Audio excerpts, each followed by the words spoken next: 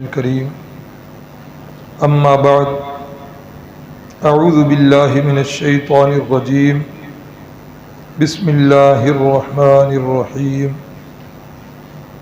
اذا جاءك المنافقون قالوا نشهد انك لرسول الله والله يعلم انك لرسوله والله يشهد ان المنافقین لکاذبون صدق اللہ العظیم۔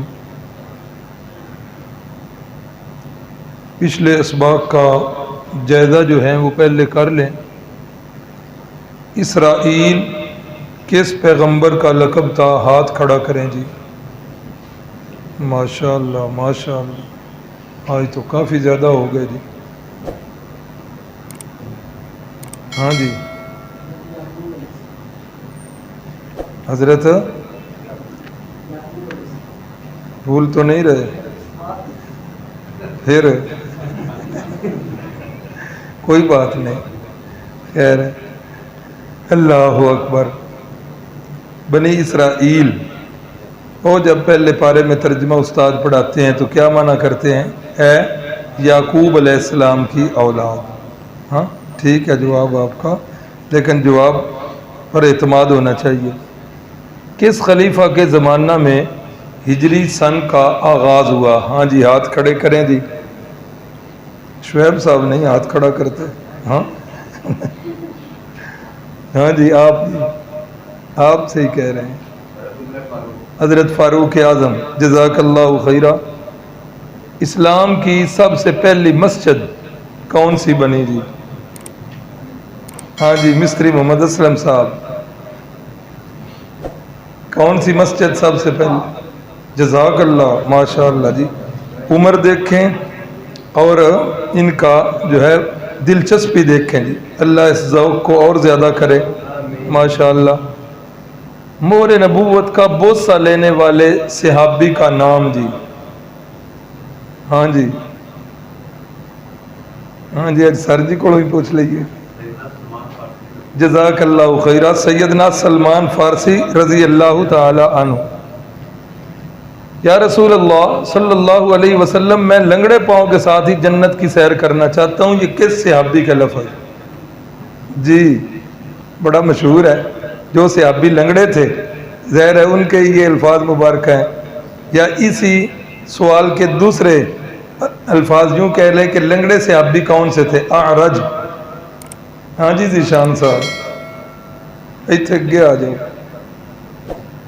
ہاں جی، ذیشان آپ کا نام ہی نہیں؟ اچھا ماشاء اللہ، آج تو حافظ احسان الہی صاحب بھی تشریف لے۔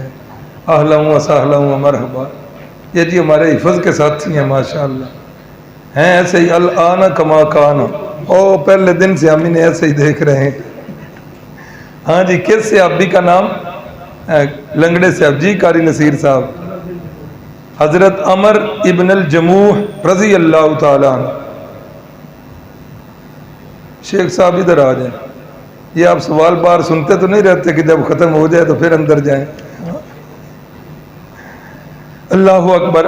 5 ہجری کے حالات و واقعات، یہ ذرا لمبے ہیں، شاید 2 دن لگ جائے، اللہ کرے 2 دنوں میں بھی یہ سمٹ جائیں۔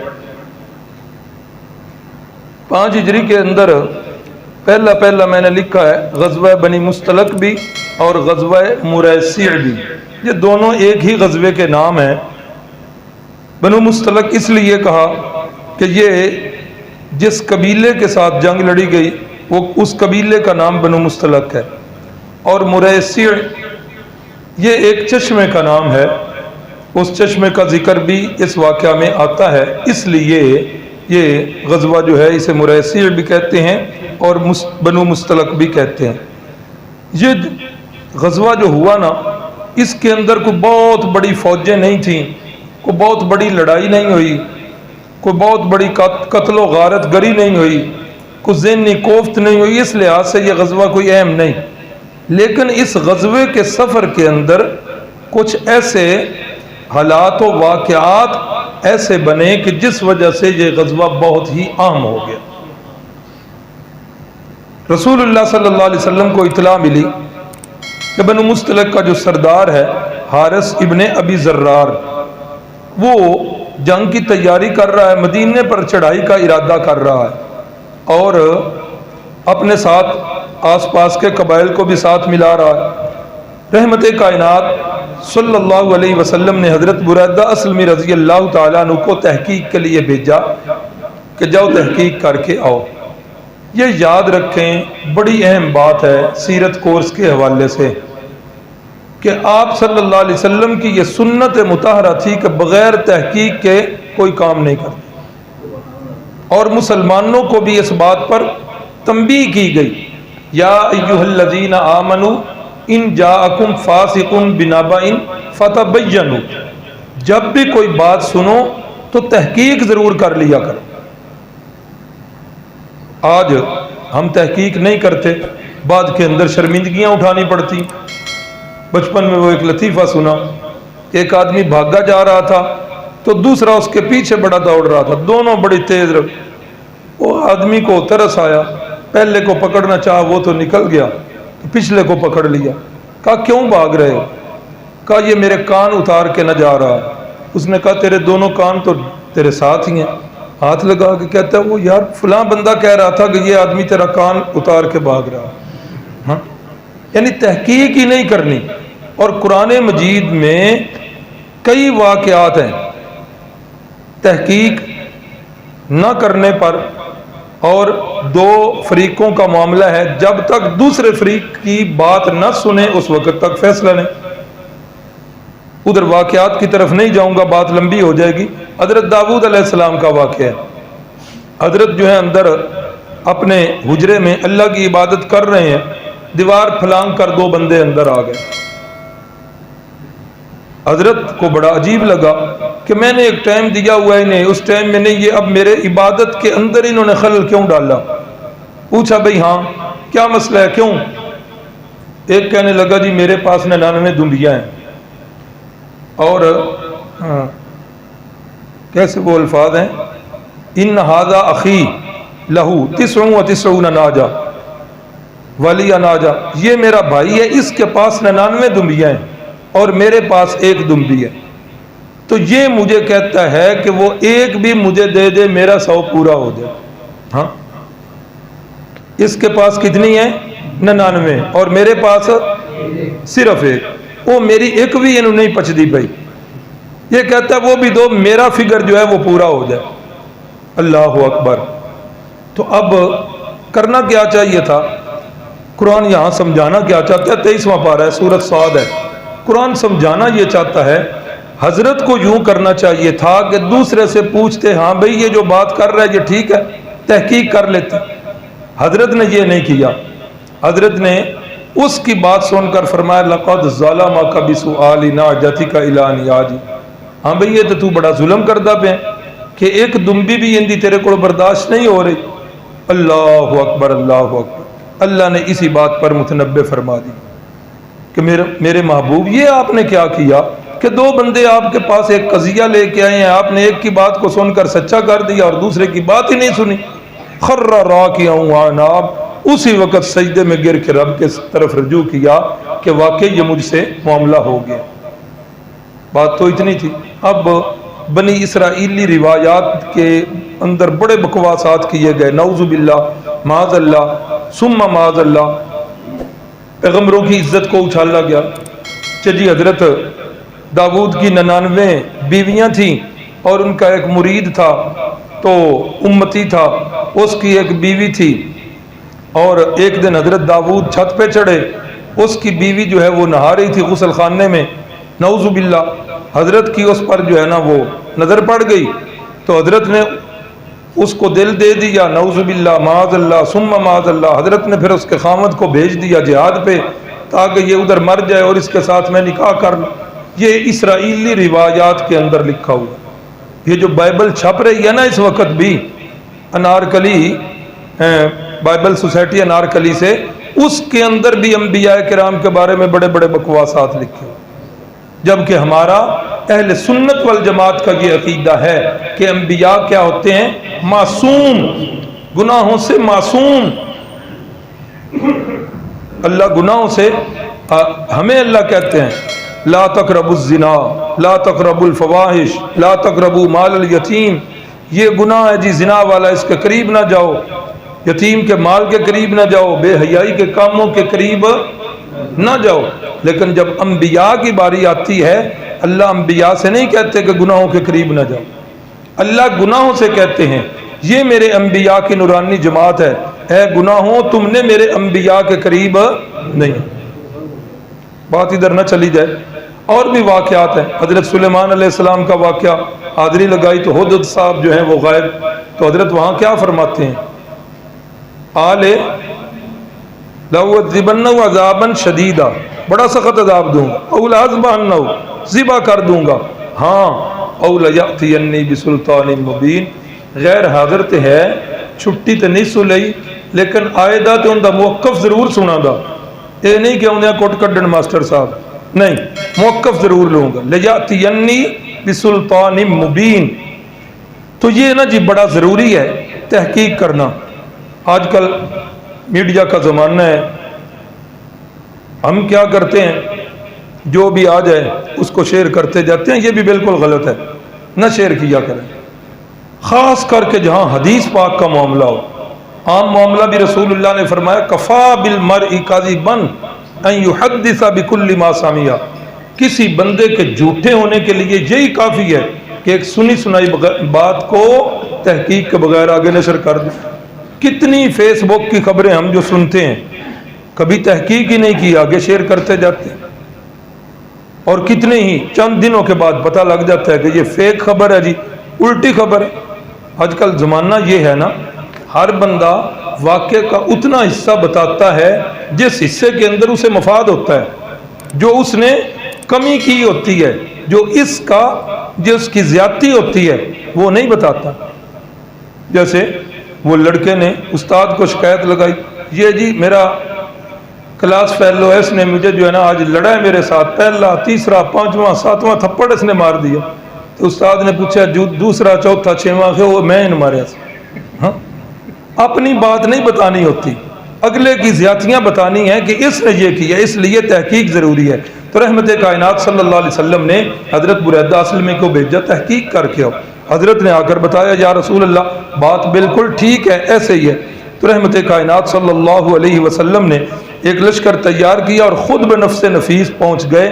बाद रिवायात में है कि जंग हुई नहीं, भाग गए, और बाद में है कि सरदार भाग गया, बाद वाले लोगों ने जो है वो अपने हथियार डाल दिए। बहरहाल इस गज़वे में उनके 700 बंदे, मर्दों और ख़वातीन 700 के करीब जो हैं वो कैदी बने, और 2000 ऊँट जो हैं माल गनीमत के अंदर मुसलमानों के हाथ आए, और इसी तरह 5000 बकरियां ये मुसलमानों के हाथ में आई। इतना ज़्यादा माल गनीमत जो है ये मुसलमानों के हाथ लगा। और ये जो ख़वातीन आई ना जी कैदी बनकर, इन्हीं ख़वातीन के अंदर एक इस सरदार की बेटी भी है, हारिस इब्ने अबी ज़र्रार की बेटी, जिनका नाम है जवैरिया, और ये भी इसके अंदर आई हैं। अब जिस वक़्त माल गनीमत तकसीम हुआ तो ये हज़रत साबित इब्ने कैस के हिस्से में आएंगे। किसके हिस्से में? ध्यान रखिए, कल हो सकता है यही सवाल भी आ जाए, याद रखने वाली बात है। मैं ना कोशिश ये करता हूँ कि सन वाले सवाल ना डालूँ और तादाद वाले सवाल ना डालूँ, दिलचस्पी बनानी है, कोई इम्तिहान लेना तो मकसद नहीं है ना। तो सहाबा के नाम जो है ये याद होने चाहिए। अल्लाह अकबर। तो साबित इब्ने कैस के हिस्से में आई तो हज़रत साबित इब्ने कैस ने इनसे बदले किताबत मांग लिया। किताबत ये होता है कि ग़ुलाम से कहा जाए इतनी रकम मुझे दे दो तो फिर मैं तुम्हें आज़ाद कर दूँ। ये रसूलुल्लाह सल्लल्लाहु अलैहि वसल्लम के पास आ गए कि जी मेरे साबित इब्ने कैस के हिस्से में आई हूँ, उसने मुझसे इतने पैसे मांगे हैं, आप मेहरबानी करें, इतने पैसों के इंतज़ाम करने में मेरे साथ तावन फरमा दें, मैं सरदार की बेटी।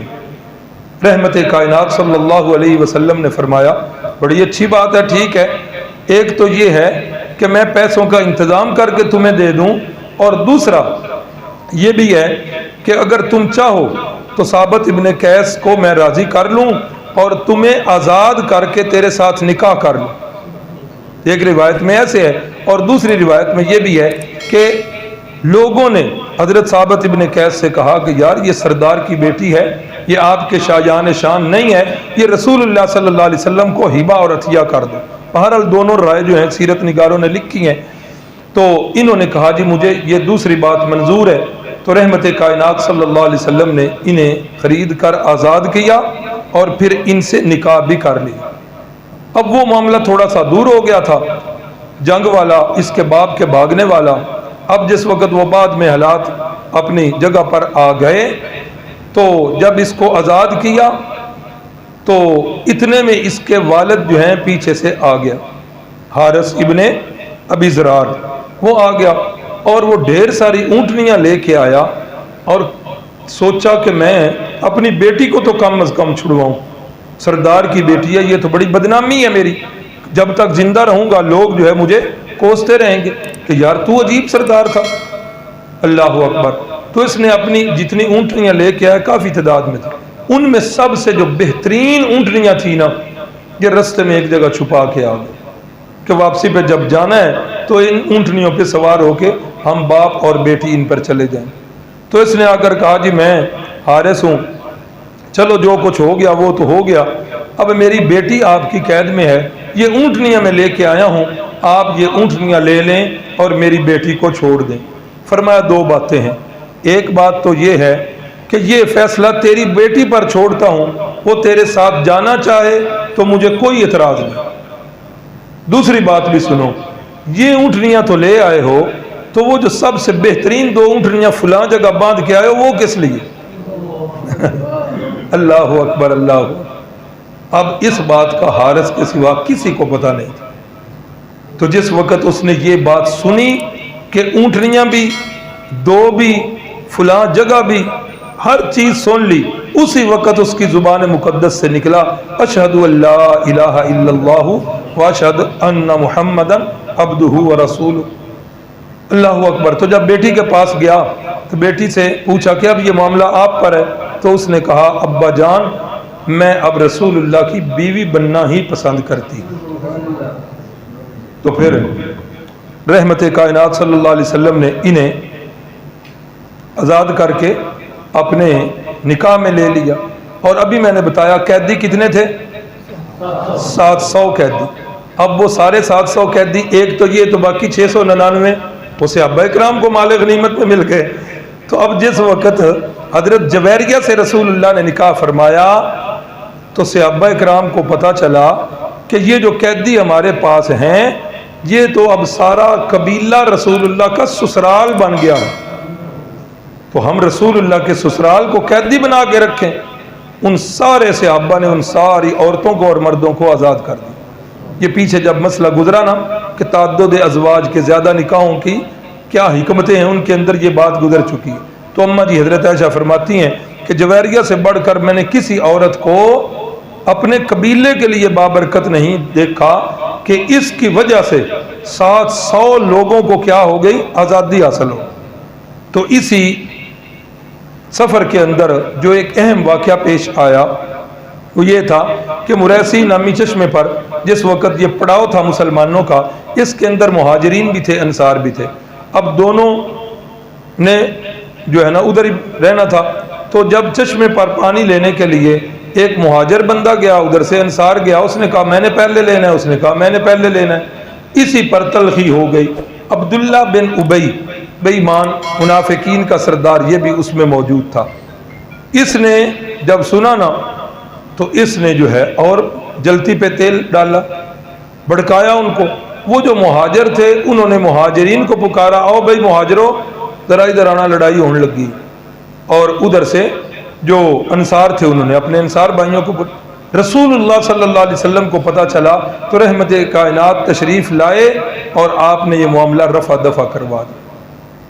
جب رفع دفع ہو گیا، اب یہ عبداللہ بن ابی اپنے خاص گروپ میں بیٹھا ہوا ہے، اور بیٹھ کر جو ہے نا اب وہ اس کا گروپ جو ہے یہ مدینے کے لوگوں ہی کوئی تھا، منافقین مدینے کے تھے نا، وہ ادھر سے تو جو آئے تھے مہاجر بن کر وہ تو پکے مومن تھے۔ اب یہ ان لوگوں کو بیٹھ کر کیا کہہ رہا، عربی کا اس نے جملہ بولا جس کا معنی یہ ہے کہ اپنے کتے کو تو مکھن کھلا اس لیے کہ کل کو طاقتور ہو کر تجھے کاٹنا شروع کر دے۔ اشارہ تھا کہ یہ لوگ ادھر سے لٹ پٹ کے آئے ہیں، تم نے اپنے گھر دیے، مدینے والوں نے تم نے اپنی جائیدادیں دی، باغات دیے، کھانے کو دیا، یہ سارا کچھ اس لیے دیا، آج دیکھ لیا تماشا تم نے۔ پھر اگلا اس نے یہ بکواس کی اپنی طرف اشارہ کر کے کہ میں مدینے کا سب سے معزز بندہ ہوں، اور نعوذ باللہ معاذ اللہ ثم معاذ اللہ رسول اللہ سب سے ذلیل ہیں۔ تو کہنے لگا لئن رجعنا الى المدینہ لَيُخْرِجَنَّ الْأَعَزُّ مِنْهَا الْأَذَلَّ، ہم مدینے واپس پہنچ لیں تو مدینے کا سب سے عزت والا بندہ سب سے ذلیل کو باہر نکال پھینکے۔ اب یہاں ایک چھوٹے سے صحابی بچے حضرت زید ابن ارقم رضی اللہ تعالیٰ عنہ اتفاق سے اس گروپ کے اندر وہ بھی موجود ہیں۔ اب انہوں نے یہ بات سن لی، اب انہوں نے آ کر اپنے چچا جان حضرت عبداللہ ابن رواحہ کو یہ بات بتائی کہ چچا جان عبداللہ بن ابی نے یہ بکواس کی ہے۔ چچا جان آ گئے، یا رسول اللہ یہ میرا بھتیجا ادھر تھا تو اس نے یہ بکواس کی ہے۔ رسول اللہ صلی اللہ علیہ وسلم نے زید ابن ارقم کو بلا کر ساری بات سنی، پھر عبداللہ کو بلایا، ہاں بھئی عبداللہ یہ بچہ یہ بات کر رہا ہے، واقعی تم نے یہ بات کی ہے؟ اس نے کہا لا الہ الا اللہ محمد رسول اللہ، جی سون لے لو، ایسی بات ہی کوئی نہیں ہے، یہ بچہ غلط بیان نہیں کر رہا ہے، غلط کہہ رہا ہے، بالکل ایسی بات نہیں ہے، ہم تو قسم کھا کر کہتے ہیں کہ انک لرسول اللہ، آپ اللہ کے سچے نبی ہیں، بھلا ہم آپ کے بارے میں یہ بات کر سکتے ہیں؟ قسمیں کھا کھا کے حضرت زید ابن ارقم اس حدیث کے راوی ہیں، وہ خود فرماتے ہیں کہ رسول اللہ صلی اللہ علیہ وسلم نے مجھے فرمایا کوئی بچے یا تو پرانی کسی بات کا آپ نے انتقام لیا ہے یا پھر آپ کو بات سننے میں کوئی غلطی لگ گئی، وہ تو کہہ رہا ہے میں نے نہیں کی۔ حضرت زید فرماتے ہیں کب میں جس وقت واپس آیا نا، واپس گھر پہنچ کر میں تو اندر بند ہو گیا اور باہر نکل نہیں چھوڑ دیا کہ لوگ مجھے ملامت کریں گے، ہاں بھئی تم نے لڑائی ڈالنے کی کوشش کی ہے، تم نے جھوٹ بول رہا ہے رسول اللہ کی مجلس میں۔ کہتے ہیں میں نے اپنے آپ کو بند کر لیا، میں رونے لگ گیا، پریشان ہو گیا کہ یا اللہ میں نے کوئی جھوٹ تو نہیں بولا، میں نے تو جو بات سنی ہے وہی کہی ہے۔ کہتے ہیں کہ پھر چچا جان نے بھی مجھے ملامت کی کہ آپ کو یہ بات نہیں بتانی چاہیے تھی۔ بہرحال کہتے ہیں کہ میری اس دن خوشی کی انتہا نہ رہی جب اللہ رب العزت نے اس بات کی گواہی دیتے ہوئے اللہ نے سورۃ المنافقون کا نزول فرما دیا۔ اے محبوب اذا جاءک المنافقون، یہ منافق جب آپ کے پاس آتے ہیں نا اس وقت کہتے ہیں انک لرسول اللہ، آپ اللہ کے سچے رسول۔ اللہ فرماتے ہیں میں اللہ قسم کھا کے کہتا ہوں ان المنافقین لکاذبون، یہ جھوٹ بولتے ہیں بے ایمان اور جھوٹی قسمیں کھا کر آپ کو یقین دلاتے ہیں۔ اللہ نے پھر وہ الفاظ بھی سارے نقل کر دیے کہ زید ابن ارقم کی گواہی دینے والا اگر زمین پہ کوئی نہیں تو میں اللہ جو ہے آسمانوں سے اس کی گواہی دیتا ہوں۔ یہ بات کل پرسوں بھی گزری کہ قرآن مجید میں ایک مستقل عنوان ہے کہ جہاں صحابہ اکرام پریشان ہوتے تھے اللہ تعالیٰ قرآن کی آیتوں کے نزول فرما دیتے، اور بعض اوقات اللہ تعالیٰ اپنے قوانین تک بدل دیا کرتے تھے۔ اللہ کو اپنے محبوب کے یاروں کے ساتھ اتنا پیار تھا۔ اللہ اکبر۔ اب جس وقت یہ بات ہو گئی، صفائی ہو گئی، اب وہ ساری شرمندگی جو زید ابن ارقم اٹھا رہے تھے وہ ساری شرمندگی اس کے حصے میں آ گئی۔ اب کیا ہوا، اس عبداللہ بن ابی کا بیٹا، اس کا نام بھی عبداللہ تھا، وہ بڑا پکا جانثار تھا، اس نے کہا، اس نے کیا کیا، یا رسول اللہ مجھے اجازت دے میں اپنے باپ کا سر قلم کروں آپ کے بارے میں ایسے لفظ۔ فرمایا نہیں عبداللہ میں اجازت نہیں۔ پھر اس نے کیا کیا، بیٹے نے جس وقت یہ قافلہ مدینے پہنچا نا تو جو رستہ تھا مدینے میں داخل ہونے کا اس قافلے کا، عبداللہ ادھر پہنچ گیا بیٹا، جب باپ پہنچا اس نے تلوار پکڑ لی، آگے کر لی، کہا نہیں جانے دوں گا، آپ کہو کہ میں مدینے میں سب سے زیادہ ذلیل ہوں، رسول اللہ سب سے زیادہ عزت والے ہیں۔ بار بار اس سے جملہ جتنے گزرنے والے ہیں سارے سن رہے ہیں، وہ کہہ رہا ہے کہ میں مدینے میں سب سے زیادہ ذلیل ہوں، محمد صلی اللہ علیہ وسلم مدینے میں سب سے زیادہ عزت، تاکہ رسول اللہ صلی اللہ علیہ وسلم پہنچے تو آپ صلی اللہ علیہ وسلم نے پھر اس کی جان بخشی کروائی، اور حضرت زید ابن ارقم رضی اللہ تعالیٰ عنہ کے اس واقعے سے عقیدے کی اصلاح ہو گئی، کیا کہ رسول اللہ صلی اللہ علیہ وسلم باوجود اس کے کہ آپ کا علم ساری کائنات سے بڑھ کر، سارے انبیاء سے بڑھ کر، سب کائنات سے بڑھ کر میرے نبی پاک صلی اللہ علیہ وسلم کا علم ہے، لیکن ہر بات کو جاننا یہ کس کی صفت ہے؟ یہ صرف اللہ کی صفت ہے۔ عالم الغیب والشہادہ، یہ صرف میرے اللہ ہیں۔ اگر یہ بات ہوتی کہ رسول اللہ بھی ہر بات کو جانتے ہیں، ہر بات کو، تو آپ صلی اللہ علیہ وسلم اپنے پیارے صحابی جانثار اپنے غلام حضرت زید ابن ارقم کو جھوٹا کرتے؟ آپ کہتے کہ آپ نے کسی بات کا سابقہ بات کا انتقام لیا ہے؟ کبھی بھی نہ فرمایا۔ اور دوسرا یہ بھی پتہ چل گیا ہر وقت ہر جگہ موجود کون؟ اللہ ہی، وہی ہر جگہ موجود، وَهُوَ مَعَكُمْ أَيْنَمَا كُنْتُمْ، تم جہاں کہیں بھی ہو اللہ تمہارے ساتھ، ہر وقت ہر جگہ موجود۔ یہ کس کی صفت؟ اللہ۔ اگر رسول اللہ صلی اللہ علیہ وسلم بھی ہر وقت ہر جگہ موجود ہوتے تو اس وقت پھر حضرت زید ابن ارقم سے یہ سوال نہ ہوتا اور نہ تحقیق ہوتی اور نہ اس کو جھوٹا کیا جاتا۔ اللہ اکبر۔ بلکہ نا اگر آپ تحقیق کریں، گہرائی میں چلے جائیں، اللہ تعالی ہمیں فرقوں سے اور فرقیوں سے اللہ محفوظ رکھے، فرقہ پرستی کی لعنت سے اللہ جان چھڑا کر اللہ قرآن والا عقیدہ نصیب کرے۔ آپ ٹھنڈے دل سے کبھی سوچیں، میں ایک دعویٰ کرنے لگا ہوں، وہ دعویٰ یہ ہے کہ یہ عقیدہ رکھنا رسول اللہ صلی اللہ علیہ وسلم کے بارے میں کہ آپ ہر بات کو جانتے ہیں، یہ عقیدہ رسول اللہ صلی اللہ علیہ وسلم کی گستاخی ہے۔ میرے الفاظ نوٹ کیجئے گا، اپنے الفاظ پر میں جو ہے نا دلیل بھی دیتا ہوں، دلیل نہیں دلائل ہے، کہ یہ عقیدہ رکھنا کہ رسول اللہ ہر بات کو جانتے ہیں، یہ رسول اللہ کے بارے میں عقیدہ رکھنا یہ کیا ہے؟ رسول اللہ کی۔ ابھی کل جو واقعات پڑھے، بیر معونہ والا واقعہ، رجی والا واقعہ، اس میں 10 صحابہ شہید ہو رہے ہیں، دوسرے میں 70 صحابہ شہید ہو رہے ہیں۔ اگر رسول اللہ صلی اللہ علیہ وسلم ہر بات کو جانتے ہیں تو ایک لمحہ کے لیے سوچ کے بتائیں کہ وہ جو 70 صحابہ اس میں شہید ہوئے، 10 صحابہ اس میں شہید ہوئے، پھر ان کا نعوذ باللہ قاتل کون بنے گا؟ اندازہ کر لیں۔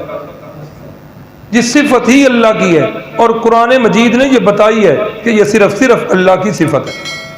اللہ اکبر، اللہ اکبر۔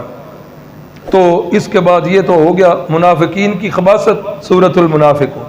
اسی سفر کے اندر یہ واقعہ افق والا بھی پیش آیا۔ افق والا واقعہ کیا ہے کہ رسول اللہ صلی اللہ علیہ وسلم کی سنت مطہرہ تھی کہ آپ جس وقت سفر کا ارادہ فرماتے، ازواج مطہرات کی قرعہ اندازی کرتے، پرچیوں پہ نام لکھ کر جس کے نام کا قرعہ نکلتا اس کو ساتھ لے کر چلتے۔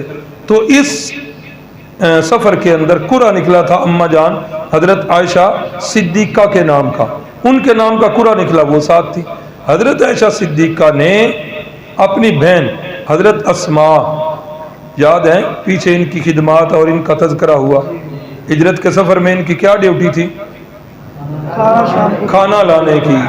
ابو جال سے بڑا سخت تھپڑ بھی کھایا تھا، یہ رخسار بھی زخمی ہوا تھا، یہ کان بھی زخمی ہوا تھا۔ اللہ اکبر۔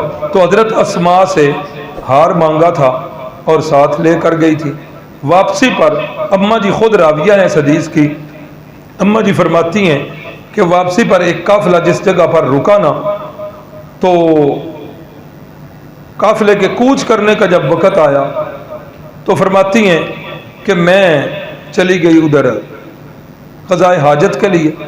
جب ادھر سے قضائے حاجت کر کے میں واپس آئی تو اتنی دیر میں وہ قافلہ جو ہے وہ جا چکا تھا۔ اب لازمی بات ہے کہ جہاں لوگوں کا ہجوم ہو، ایک عورت ذات ہے، اس نے قریب تو نہیں، ذرا دور ہی جانا ہے، اتنا دور جانا ہے کہ جہاں لوگوں کی نظر نہ پڑے۔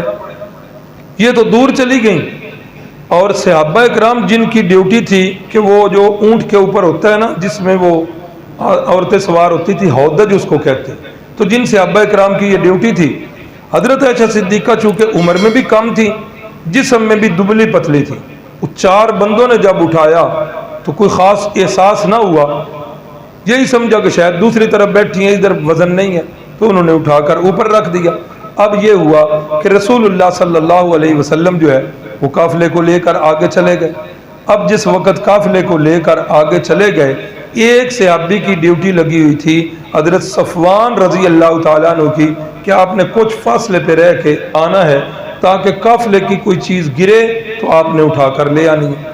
تو حضرت صفوان فرماتے ہیں کہ جس وقت میں پہنچا، صبح کا وقت تھا، میں پہنچا تو اتنا مجھے پتا چلا کہ کوئی بندہ ادھر لیٹا ہوا ہے، وہ ہجولے سے پتا چلا، اتنا پتا چل گیا۔ تو کہتے ہیں جب میں اور قریب ہوا، پردے کی آیات تازی تازی نازل ہوئی تھی، اس سے پہلے تو ایک دوسرے کو دیکھا ہوا تھا، تو جب میں نے قریب ہو کے دیکھا کہ وہ تو حضرت عائشہ صدیقہ لیٹی ہوئی ہیں، آنکھیں بند ہیں، تو فوراً ان کی زبان سے نکلا انا للہ و انا الیہ، کلمہ استرجاع۔ تو جس وقت یہ ان کی زبان سے نکلا تو جلدی جلدی اماں جی جو ہیں وہ اٹھ کر بیٹھ گئیں۔ حضرت صفوان نے اپنا اونٹ بٹھایا اور حضرت عائشہ صدیقہ اس پر بیٹھ گئیں، اور یہ چلتے چلتے چلتے چلتے قافلے کے ساتھ مل گئے۔ فاصلہ چونکہ ہو گیا تھا، اب عبداللہ بن ابی منافق نے اپنی وہ جو خفگی ہوئی تھی اس کو مٹانے کے لیے اس نے بکواس کر دی، نعوذ باللہ معاذ اللہ ثم معاذ اللہ، اس نے زنا کا الزام لگا دیا، اور اس نے یہ کہا کہ یہ پیچھے جو رہے ہیں یہ اتفاقیہ نہیں رہے، یہ منصوبے کے ساتھ رہے، نعوذ باللہ معاذ اللہ ثم معاذ اللہ استغفر اللہ۔ تو اماں جی فرماتی ہیں جس وقت واپس آئی تو طبیعت خراب ہو گئی سفر کی تھکاوٹ کی وجہ سے، کئی دن میں بخار بھی رہا، تو مجھے پتہ نہیں تھا، اتنا میں ضرور نوٹ کر رہی تھی کہ رسول اللہ صلی اللہ علیہ وسلم کا پہلے والا رجحان نہیں۔ اب کیا ہوا؟ کہتی ہیں کہ ایک دن میں نے اپنی وہ خالہ کے ساتھ یا پھپھو کے ساتھ حضرت ام مستہ کے ساتھ میں چلی گئی صبح صبح قضاء حاجت کے لیے، واپسی پہ ام مستہ کا چادر جو ہے وہ پاؤں کے نیچے آئی، گرنے لگی، ٹھوک کر لگی، تو ان کی زبان سے نکلا تعیسہ مستہ ہلاک ہو جائے۔ اماں جی فرماتی ہیں میں نے کہا کیوں اتنا سخت جملہ بول رہی ہو، مستہ صحابی ہے اور اس کے بارے میں اتنا سخت جملہ؟ فرمانے لگی کہ تمہیں نہیں پتا اس نے کیا کیا ہے؟ کہا کیا کیا ہے؟ کہا آپ کے خلاف تو مدینے کی فضا یہ بنی ہوئی ہے اور مستہ بھی یہ باتیں کر رہا ہے۔ اللہ اکبر۔ اماں جی فرماتی ہیں اچھا مجھے پھر پتا چلا کہ رسول اللہ صلی اللہ علیہ وسلم کا رویہ مبارک بدلا ہوا کیوں ہے۔ فرماتی ہیں کہ میں جس وقت واپس آئی تو میں نے رسول اللہ صلی اللہ علیہ وسلم سے اجازت مانگی تو آپ نے اجازت دے دی، میں میک کے گھر میں چلی آئی۔ رسول اللہ صلی اللہ علیہ وسلم بھی بڑے پریشان، صحابہ اکرام بھی بڑے پریشان، مدینے کی ساری فضا جو ہے وہ پریشان ہے۔ ایک دن رسول اللہ صلی اللہ علیہ وسلم نے صحابہ سے مشورہ مانگا اور فرمایا کہ ہاں بھائی کوئی بندہ جو ہے نا مجھے مشورہ دو، اس بارے میں جو منافقین باتیں کر رہے ہیں مجھے بتاؤ کہ یہ کس حد تک ہے۔ اللہ اکبر۔ حضرت اسامہ رضی اللہ تعالیٰ عنہ وہ بولے کہ یا رسول اللہ آپ کے حرم کے بارے میں جتنے مخلص صحابہ ہیں کسی کے ذہن میں یہ بات ہی نہیں، جن کے ذہنوں میں یہ بات ہے وہ منافق لوگوں کے پراپوگنڈے میں ہیں یا خود منافق ہیں، اس لیے بالکل جو ہے نا یہ بات کوئی نہیں ہے۔ اللہ اکبر۔ حضرت علی رضی اللہ تعالیٰ عنہ ان سے پوچھا گیا تو انہوں نے فرمایا یا رسول اللہ پہلی بات تو یہ ہے کہ ایسی بات ہے کوئی نہیں، اور اگر آپ کے دل مبارک کے اندر ان کے بارے میں کوئی بات آ گئی ہے تو مدینے کے اندر بے شمار عورتیں ہیں، آپ کسی اور عورت سے نکاح کر لیں۔ اصل بات یہ ہے کہ کسی عورت سے نکاح کا تو معاملہ ہی یہاں نہیں تھا، یہاں تھا کہ نبوت کے گھرانے پہ ڈاکہ ڈالا گیا، اسے داغدار کیا گیا، جب تک اس کی صفائی نہ ہو جائے اس وقت تک اگلی تو بات ہی نہیں تھی۔ اللہ اکبر۔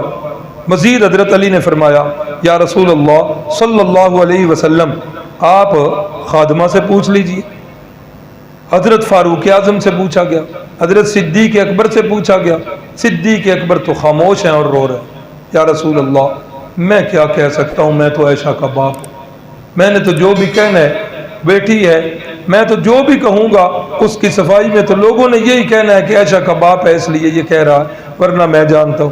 حضرت عمر رضی اللہ تعالیٰ عنہ فرمانے لگے، یا رسول اللہ ایک دن ہم آپ کی اقتداء میں نماز پڑھ رہے تھے، آپ نے اپنے جوتے مبارک پہنے ہوئے تھے، نالین آپ نے پہنے ہوئے تھے، آپ نے جوتے پہننے دوران نماز ہی آپ نے جوتے اتار کے ایک سائڈ پہ رکھ دی، ہم نے بھی آپ کی اقتداء کے اندر جوتے اتار دیے۔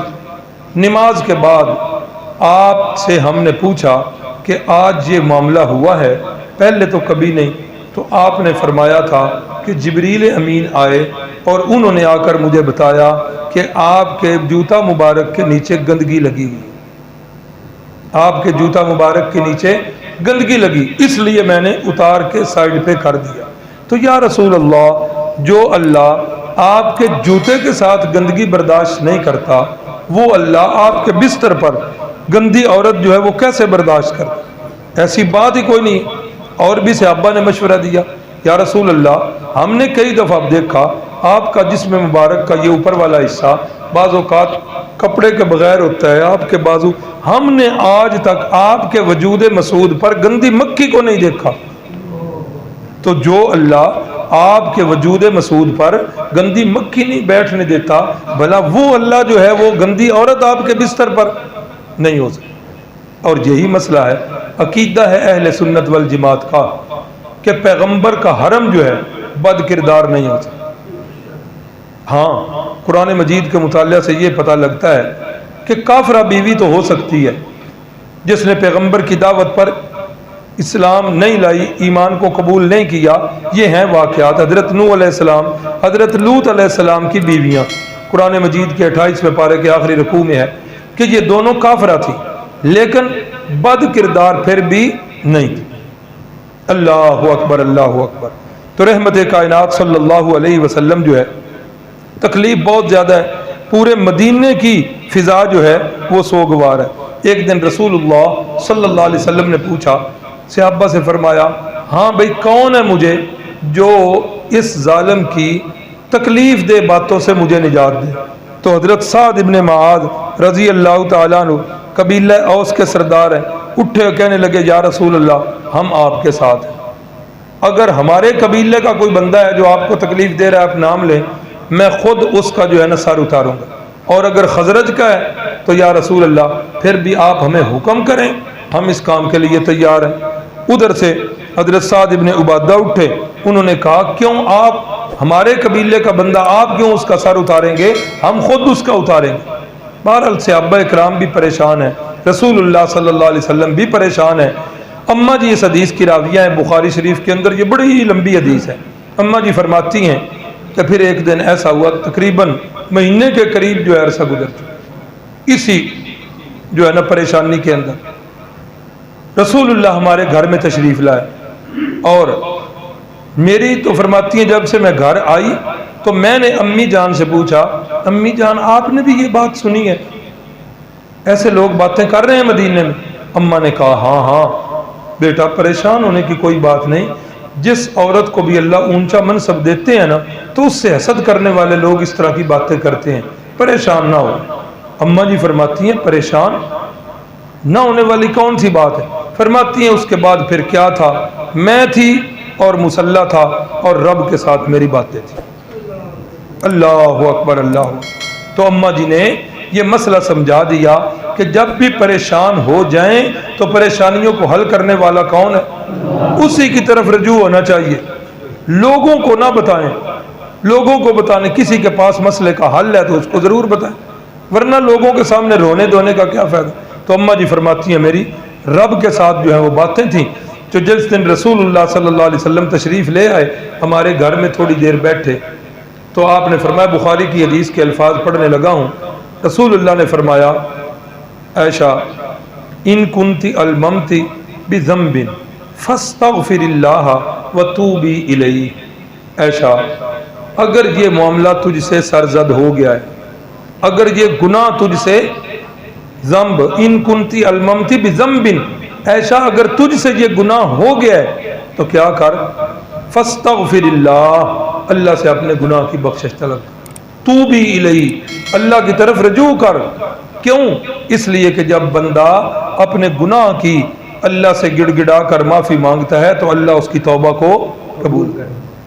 اماں جی کہتے ہیں میری تو دل کی دنیا اور زیادہ غمگین کہ رسول اللہ یہ جملہ فرما رہے ہیں، ایسا جو گناہ ہو گیا تو پھر کیا کر، اپنے رب سے معافی مانگ۔ رسول اللہ بھی، اب اس سے بھی واقعہ سے پتہ چل رہا ہے کہ رسول اللہ صلی اللہ علیہ وسلم عالم الغیب نہیں ہیں۔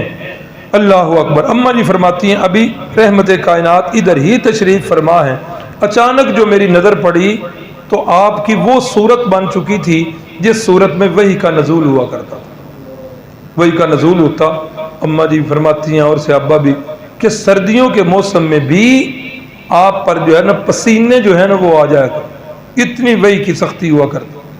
فرماتی ہیں صحابہ بھی فرماتے ہیں ایسا بھی بعض اوقات ہوا کہ رسول اللہ صلی اللہ علیہ وسلم لیٹے ہیں، سر مبارک کسی صحابی کی پنڈلی یا ٹانگ پر رکھا ہے تو وہ صحابی فرماتے ہیں کہ اتنا بوجھ کہ محسوس ایسے ہوتا تھا کہ شاید ہڈی ٹوٹ گئی، اتنا بوجھ ہوا کرتا تھا وہی۔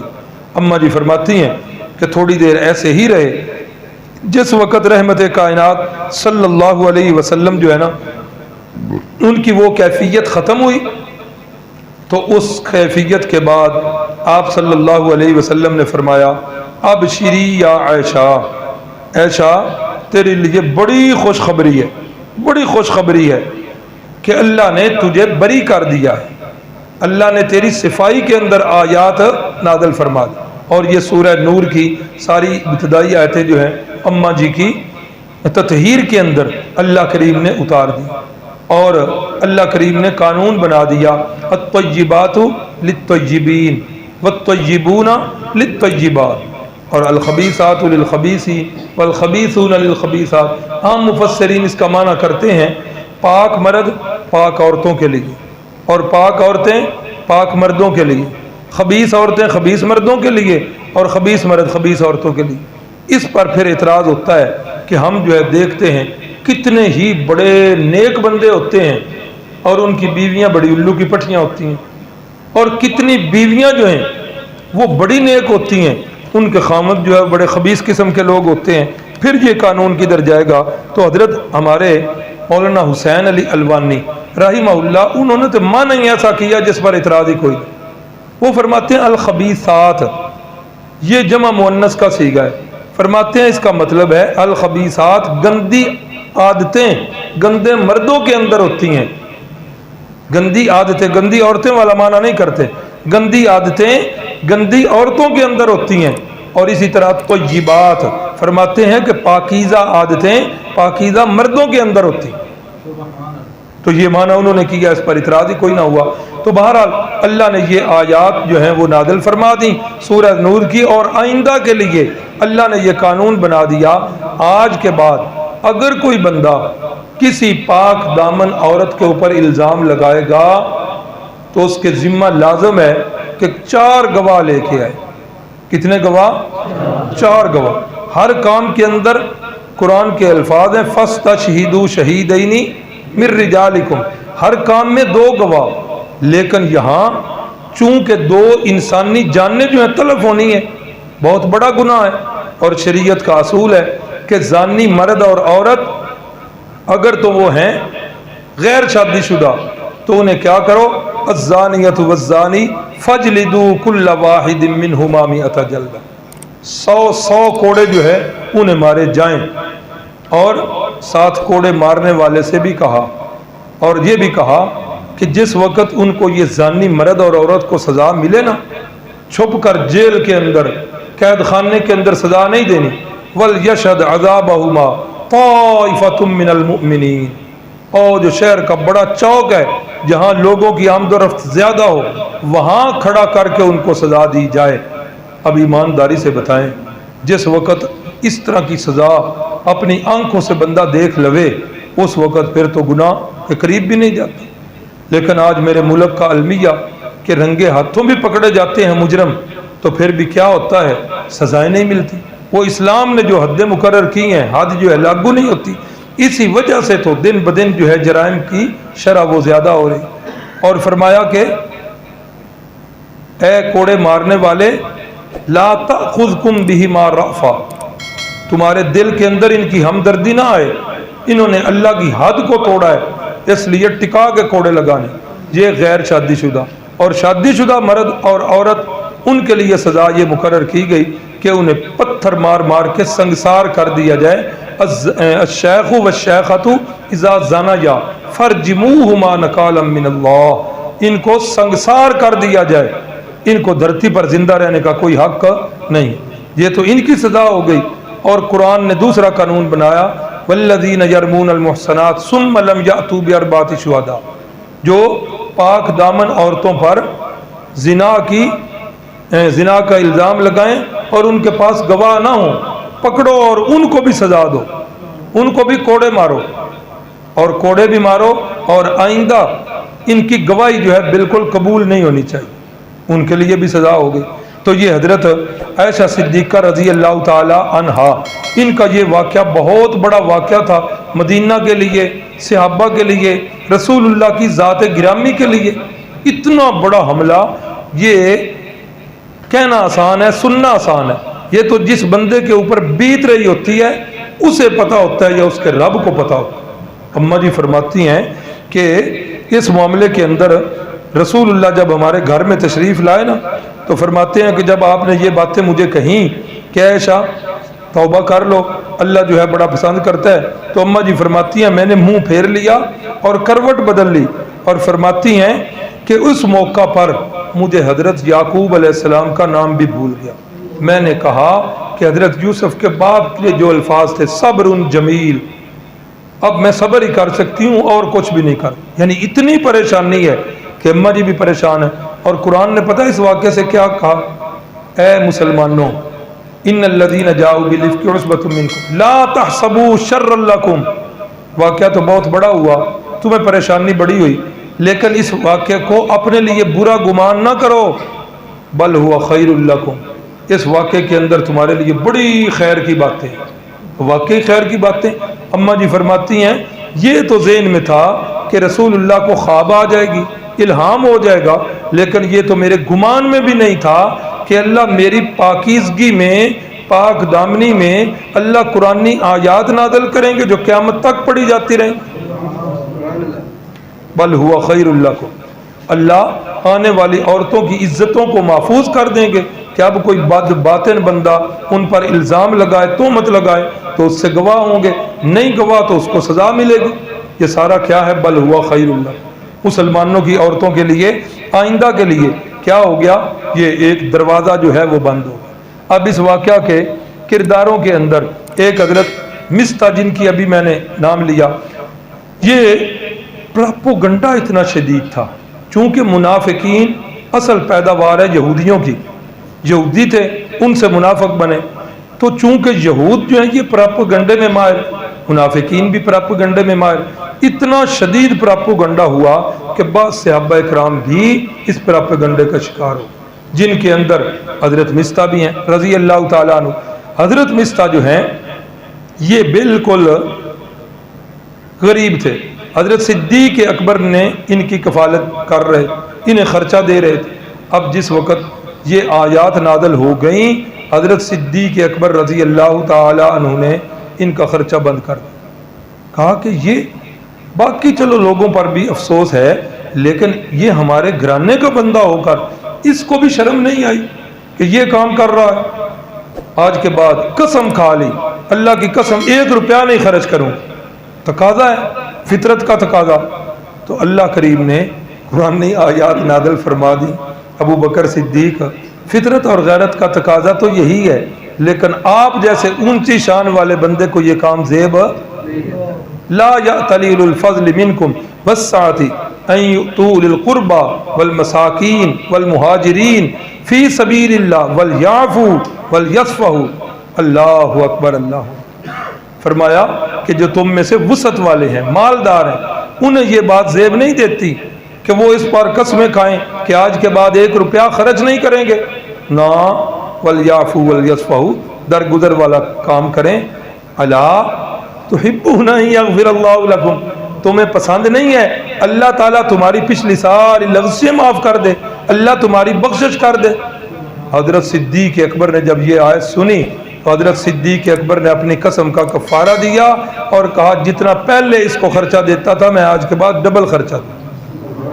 یہ ہے کہ جس وقت کسی کو معاف کریں تو پھر اس کو دل سے بات نکال دیں، اور خاص کر کے جب اللہ کا حکم آ جائے تو پھر غریب رشتہ داروں کے ساتھ پھر وہ دل میں بات نہیں رکھنی چاہیے.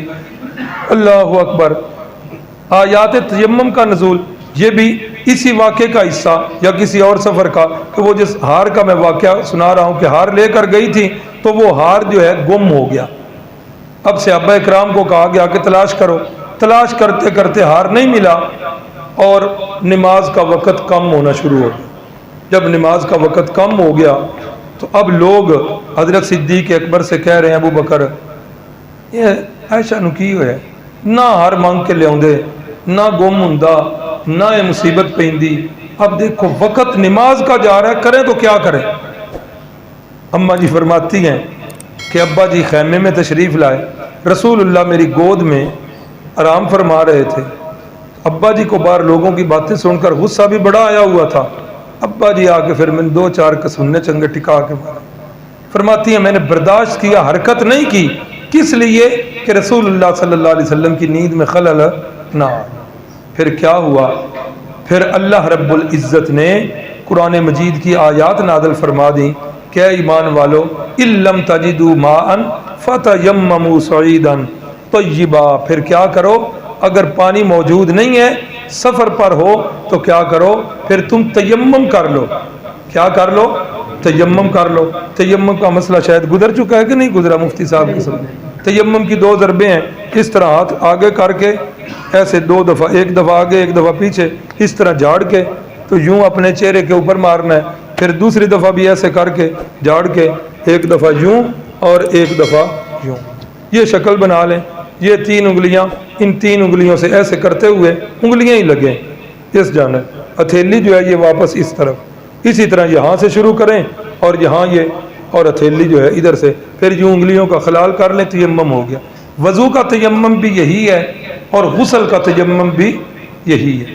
اس کے علاوہ غسل کا تیمم وہ حدیث میں بھی آتا ہے غالباً حضرت عمار بن یاسر یا کسی اور صحابی کا، کہ سفر میں تھے اور احتلام ہو گیا انہیں. تو اب انہوں نے کیا کیا؟ صحابہ سے دور جا کے کپڑے سارے اتارے اور مٹی کے اندر پورے جسم کو لوٹ پوٹ کرنا شروع کر دی. تو بعد میں جب پتہ چلا تو آپ نے بتایا کہ نہیں، غسل اور تیمم، غسل اور وضو دونوں کا تیمم جو ہے اس کا ایک ہی طریقہ ہے. تو جس وقت صحابہ اکرام نے تیمم کر لیا، تیمم کر چکنے کے بعد فرمایا کہ نہیں مل رہا تو چلیں. اب جس وقت چلے اونٹوں کو اٹھایا گیا تو اونٹ کے نیچے وہ ہار پڑا ہوا تھا. ہاں، اس سے بھی پتہ چل گیا کہ ہر بات کو جاننے والا صرف ایک اللہ ہی ہے، عالم الغیب صرف ایک اللہ ہی ہے. اسی موقع پر صحابہ اکرام نے، بعض صحابہ نے فرمایا تھا اے ابو بکر صدیق کا گھرانہ تمہارے اوپر تو قربان جائیں، اس لیے کہ جب بھی تمہارے اوپر کوئی مصیبت آئی ہے، غالباً حضرت اسید بن حضیر کے الفاظ، تمہارے گھرانے پر جب بھی کوئی مصیبت آئی ہے، اس مصیبت کے حل میں اللہ نے امت مسلمہ کے لیے کتنے فائدے والی باتیں نازل کر. ہار گم ہوا ہے، تمہارے گھرانے پہ مصیبت آئی ہے، اللہ نے تیمم کی آیات نازل کر دی. زنا کی تہمت لگی ہے، بڑی پریشانی آئی ہے، لیکن آئندہ کے لیے اللہ نے ایسے قانون بنا دیے ہیں کہ مسلمان عورتوں کی پاک دامنی جو ہے ان پر کوئی آنچ نہیں آئے گی. اگر کوئی انگلی اٹھائے گا تو اس کو پھر جو ہے نا وہ 4 گواہ لانے پڑیں گے. اللہ اکبر. یہاں تک ہو گیا جی یہ غزوہ احزاب. یہ لمبا ہے تھوڑا سا موضوع، تو یہ انشاءاللہ کل بیان ہوگا.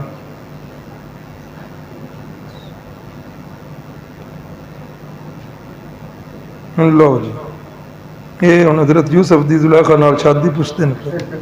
ہاں بھائی میں تو حاضر نہیں تھا. ویسے حضرت تھانوی صاحب نے یہ لکھا ہے، تفسیروں میں بھی بعض میں لکھا ہے. والدہ بہت سخت بیمار ہیں، ہسپتال میں ہیں، ان کے لیے دعا کریں. اللہ تعالیٰ جی ان جس بھائی نے یہ پرچی بھیجی ہے ان کی والدہ کو صحت کاملہ عاجلہ سے نوازے۔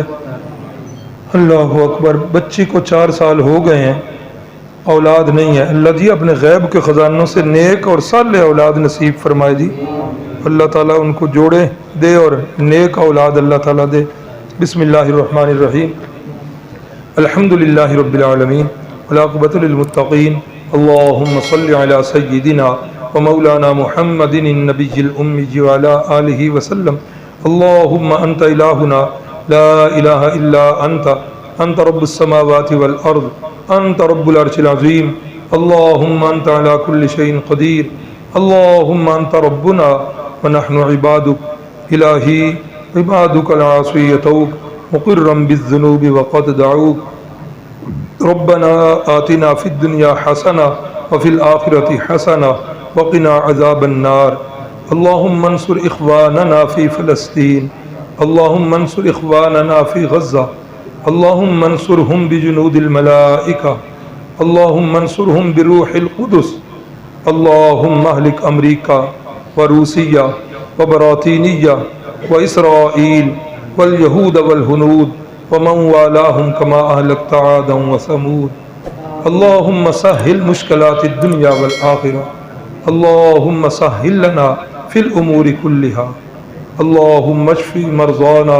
ومرضى المسلمین، اللہم اشفی مرضانا ومرضى المسلمین، اللہم اشفی مرضانا ومرضى المسلمین، رب اصلح لنا شاننا کلہ ولا تکلنا الى انفسنا طرفۃ عین، اللہم استر عیوبنا، اللہم اغفر ذنوبنا، اللہم استر عیوبنا، اللہم اغفر ذنوبنا، اللہم اغفر لنا ولوالدینا، رب ارحمہما کما ربیانی صغیرا، اللہم اغفر لجمیع المؤمنین والمؤمنات والمسلمین والمسلمات الاحیاء منہم والاموات، انک مجیب الدعوات، انک مجیب الدعوات، انک سمیع قریب مجیب الدعوات، اللہم انک عفو کریم تحب العفو فاعف عنا، نستغفر اللہ نستغفر اللہ نستغفر اللہ ربی من کل ذنب ونتوب الیہ، آمین